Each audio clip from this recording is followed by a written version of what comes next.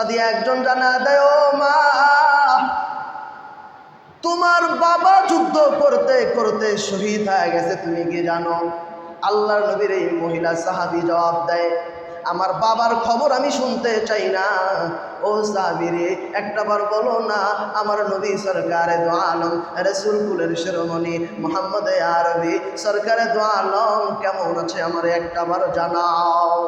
আর একটু সামনে যাওয়ার পর আর একজন ডাক দেয়া বলে, ও মা, কোথায় যাও? তুমি কোন দিকে দৌড়াও? তোমার স্বামী যুদ্ধ করতে করতে শহীদ হয়ে গেছে। তখন মহিলা ডাক দেয়া বলে, আমি আমার স্বামীর খবর শুনতে চাই না, একটাবার বলো না মুহাম্মদ আরবি কেমন আছে।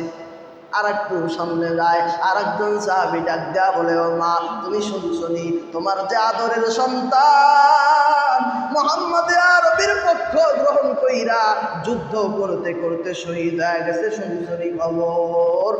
তখন মহিলা ডাক দেয়া বলে, আমার স্বামীকে হারাইতে পারে, আমার বাবাকে হারাইতে রাজি আছি, আমার সন্তানকে হারাইতে রাজি আছি, কিন্তু পয়গম্বরে দো আলম হযরতে মুহাম্মদ সাল্লাল্লাহু আলাইহি ওয়াসাল্লামের কি অবস্থা বলো?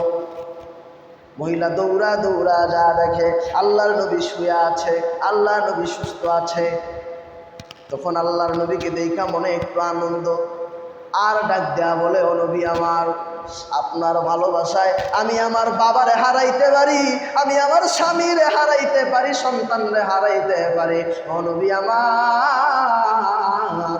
আপনার প্রেমে আমি সাহাবা নিজের জীবনটারও বিলায়া দিতে রাজি আছি।